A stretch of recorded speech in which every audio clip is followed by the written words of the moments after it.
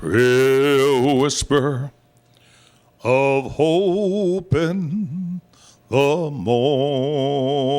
morning. Watch Whisper Pray Hope whisper Ministries every of Wednesday at 8:30 at p.m. noon. on Access Channel Pray 21. whisper Join the war of for the hope hearts in and the mind. evening. Hello there. Welcome to another Whispering Hope Ministries broadcast. If you got a minute or a second, chill out, hang with us for a minute. I think you'll like today's topic. I think you'll have a little bit of fun with it, and you might learn a little something about love. You are in love, are you not? Whispering Hope Ministries is all about love. That's our motto: love your neighbor, work with your neighbor. Door-to-door ministries is what we are about. And today's topic is, I love you. I hate you. Yeah, you heard it right. I love you. I hate you. All February, the month of love, the month that Valentine's Day falls in, we've gotten over Christmas with a few more paychecks stashed away. We can see if we can improve on that Christmas gift. If they weren't too pleased with that Christmas gift, you get a chance at Valentine's Day to do it over again. That's a bright spot in the middle of a dull winter. And hopefully they don't have a birthday next to it. You are supposed to feel the sting of Cupid's arrow of love and buy a present, even if you just hate him right now. Who decides love? Who decides reason? Who decides enough? Who decides? John Nash, the Pulitzer Prize-winning physicist, after studying all the life and universal scientists, tries to make logical conclusions of everything. And he said, it is only in the mysterious equations of love that any logical reasoning can be found.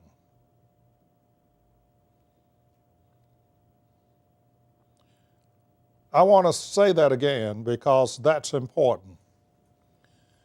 It is only in the mysterious equations of love that any logical reasoning can be found. In short, man's logic will never be a match for love. Man's logic will never be a match for love. The problem and the difference is you're supposed to be romantically linked to a person you are buying the gift for, and the gift should reflect how much and the way you love them. That's the problem with that gift thing. Now that poses a problem and a dilemma for a lot of people, in that you're asking me to, one, figure out how I feel about you. Figure out how I would express that love in a present. Next, to avail or purchase such a present, whether I can afford it or not. Oh, wow. Now we come to another set of problems for people who don't have anyone to buy anything for. Well, you have my permission to opt out of this Valentine's thing. That's right. You can just ride right over it. Don't do a thing about it. And if you don't have anybody, don't tell anybody. Just stay home. But don't do that. Some kind of way you can find a friend or someone to buy something for. And if you can't, go out and buy something for yourself. This mandated holiday of romantic love will be all around you as though you have to work to blot it out of your mind to ignore it.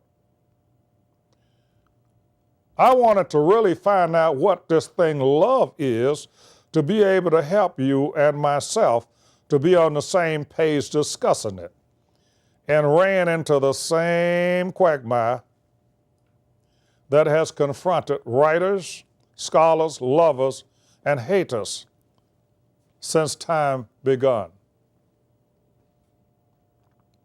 I want to reiterate that again.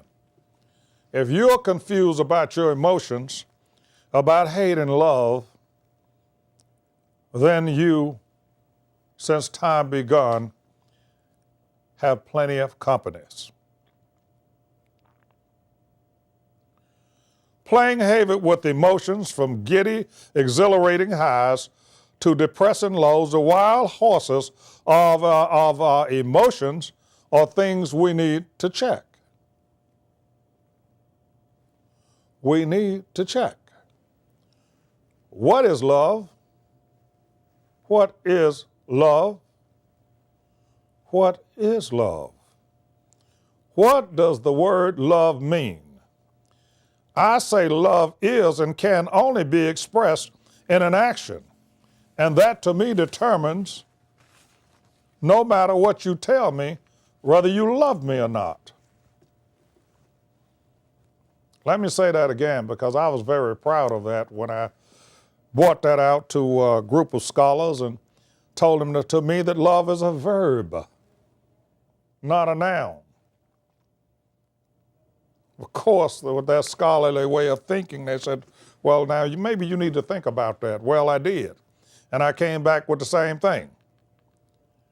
No matter what you tell me, if you have no action in it towards me that I feel loved, then as far as I'm concerned, you don't love me. Therefore, to me, love is a verb. It is as you do, not as you say. Of course, my colleagues say that as a noun. I say if you tell me you love me and do things to hurt me or not help me, is that not what an enemy would do? Is that not what an enemy would do? Do you so love? If not in action, how do you do it? This goes to the theme of this lesson. People are on an emotional roller coaster because they have not defined this for themselves and try to go in two different directions at once. Love, hate, love, hate. Love, hate. And that's going with your feelings. Okay? From the Hebrew Bible, book of 2 James, chapter 1, verse 8. A double-minded man is unstable in all his ways. Now you're saying, now, Reverend Williams, what are you talking about? What does that got to do with love? Can love and hate exist in the same person at the same time? In the same way? Or do you, like some people, show a schizophrenic personality? Loving one minute, hating the next, and nobody knows what you're going to do next. So a double-minded man is unstable in all his ways, and if I can't get this together in my head, waiting on someone more confused than me to help me out, we are both feeling our way in the darkness. Wow. So in other words, if I'm meeting somebody and they're confused,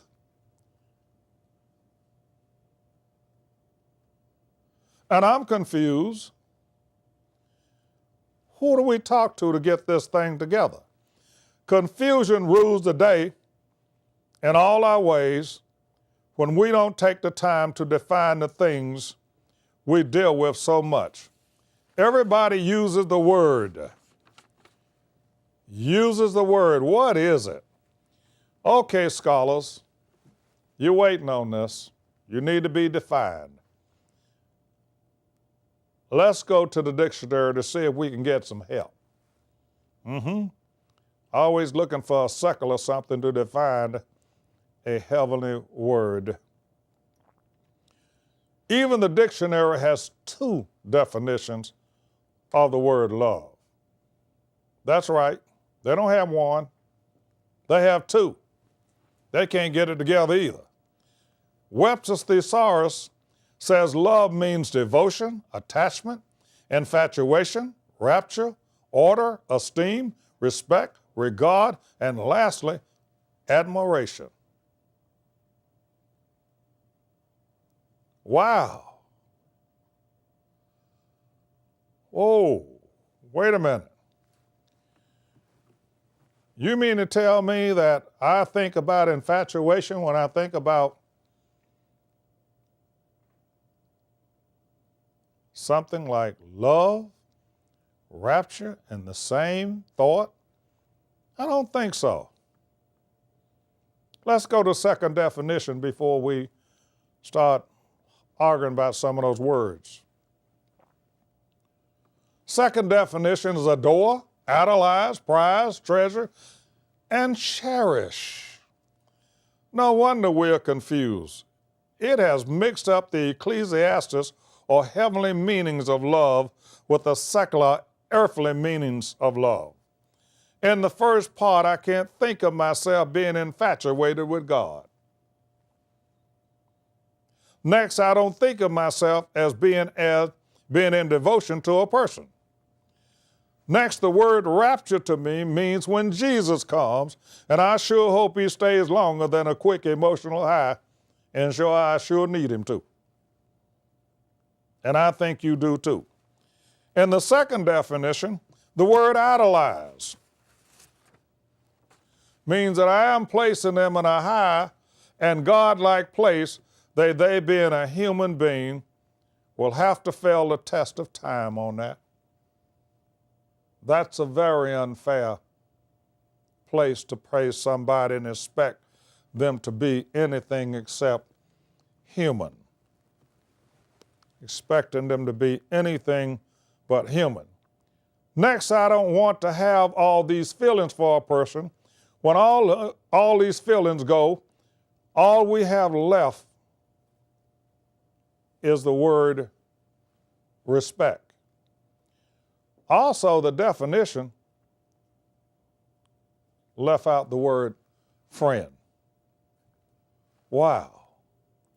So, I mean, you are going to define love and you're not going to have respect in it? You're not going to have friend in it? Yeah, I see where we go wrong with some of this stuff. Now, I hope you know where we're going with this. Becoming emotionally involved with someone who is not first friendly and respectful in the way that they treat you may leave you attached to someone when you get right down to it is living the title of trying to love someone when you hate everything about them.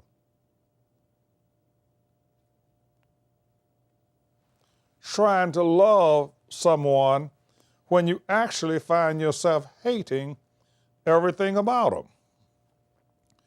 To get a full understanding of something, I look at the opposite extreme. What are you talking about, Reverend? I'm talking about the word hate. As much as we haterade on somebody, we ought to really have that word defined. Did we ever stop and look at or action to see which position we're in, which side of this pendulum we're on today or tomorrow, how we're swinging back and forth? If you don't understand the word hate, how you know you ain't just haterating?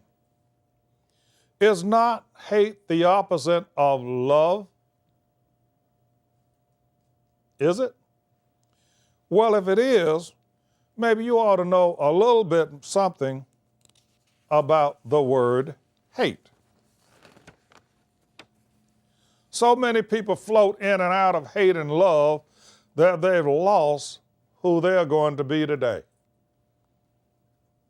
And they have to check up on themselves and try to figure out who they are today, because I'm not sure they know.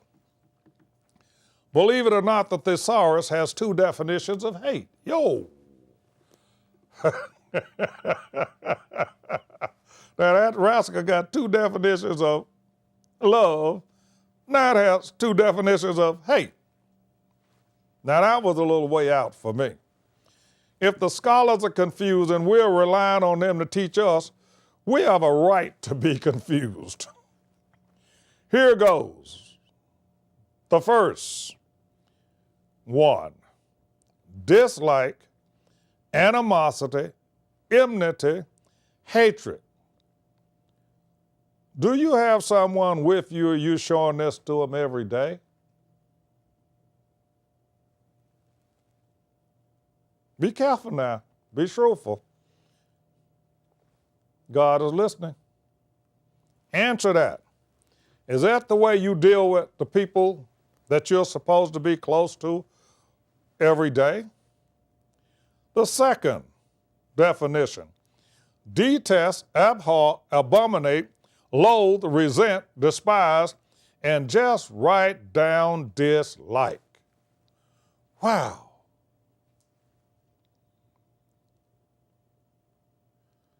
Is the person you are going through the motions to buy a present for? Is this the way you feel about them? Now, can you love someone and not like them? Be careful. Be careful before you answer. Be careful on that. Can you love someone and not like them? Don't worry, I'm not grading you on the curb today. I'm coming straight at you. Ain't no curb. You're going to have to answer that question for yourself sooner or later to make any sense out of how you feel about dealing with people you love or supposed to be loved or close to every day. Okay? Now, can you love someone and not like them? Watch out. You know I'm building you up to sandbag you. That's exactly what I'm doing. I'm going to come straight down the base with this one. I'm building you up to sandbag you. Can you love someone and not like the things they do? Those of you who say no, let's see. I hope you can, because I loved my mother, but I did not like the fact she gave me spankings, and that's putting it mild. My Father God loves us, but He does not like it when we sin. He does not like it when we sin.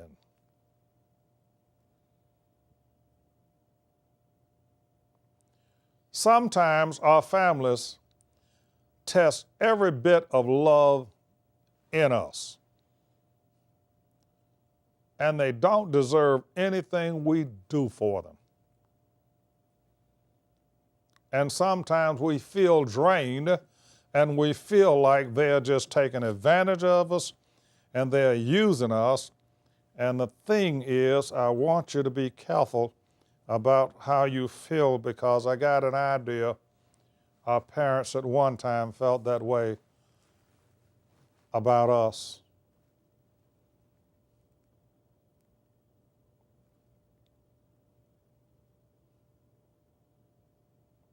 Yeah, I'm pausing. I want you to let that sink in. When you're looking at your children and your loved ones, I want you to think about that. That at one time or another, our parents probably felt the exact same way about us. When you're looking at the world from the vantage point of where you are now, it's easy to forget the problems and the hurdles that we've caused along the way. It's easy to forgive ourselves because we didn't exact the problem and the pain on ourselves. We exacted on someone else, our loved ones, our friends around us. And then we run away from apologizing.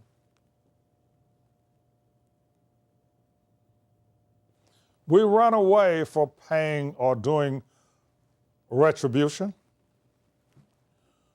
We just come back and hope some kind of way they decide in their heart that they will just forgive us, let us go, let it slide, if you will. Huh? And so we play this game of false love, sneaky love, roundabout love, hoping that some kind of way we just get by. It's all right. Because I'm sure for as many people have forgiven us, that we can find a few that we need to forgive. That's right. For as many people who have forgiven us, I'm sure we can find a few people we need to forgive. And wouldn't it be nice if you decided on this Valentine's Day that you would buy that present or a note or a letter or some kind expression to somebody telling them you forgive them? Wouldn't it be good if you challenge yourself to go through your mind and your little box where you would keep these little hatreds and this little stuff going, you know, and remembering all the little things somebody did to you a while ago and you was planning on getting them back, you know, and we keep stacking these things up in our mind until we're a little bit tipping over with the heaviness of what's in our head, you know. We're stumbling over this stuff, you know, and when we walk around and we see somebody on the street and we would say hello to them, we decide we're going to draw up and bite our tongue and we're not going to extend that courtesy and that hello. And if we see them in a ditch, we kind of smile just a little bit as we go by. Come on now. Come on now. This month is so delicate and delicated to love. The emotion of love is a business. God does not leave it to our emotions. He said, love your neighbor as you love yourself. And love is action that you show towards your neighbor. It has nothing to do with your emotions. Nobody asked you to move in with them. Nobody asked you to tell them how to live their life. Nobody asked you to do any of that. They just asked you to be a neighbor. They don't have to change their church affiliation, and they don't have to do anything you think they ought to do with their life, but you can be a friend. And if I paraphrase something, oh, let me stay in the house by the side of the road and be a friend to man. That's not mine. You've been knowing that and hearing that since you were a kid. But now we are asking you, in spite of the fact that you look at some people who test you in every way and you say to them, they just don't deserve what I would do. They just don't deserve what I would give them. They just don't deserve any goodness. They just don't deserve, well, when we didn't deserve it, our parents and God gave it to us on credit.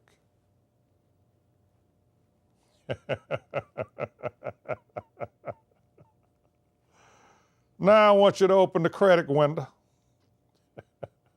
I want you to tear up the applications. I want you to freely give of your time, give of your kindness, give of your love,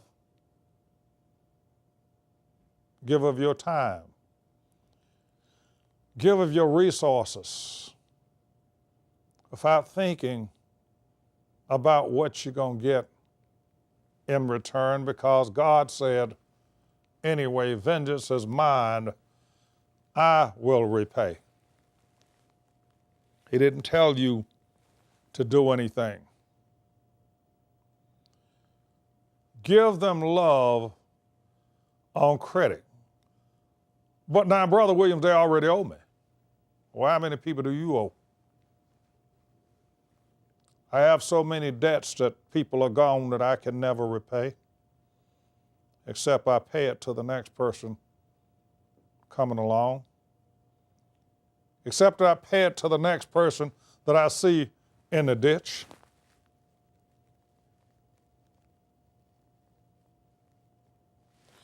But we give them love on credit, hoping one day they will rise to the level of appreciation. In this Valentine's Day celebration, celebrate the fact that God loves you, and so do I. The next thing is to love yourself. You're worth it.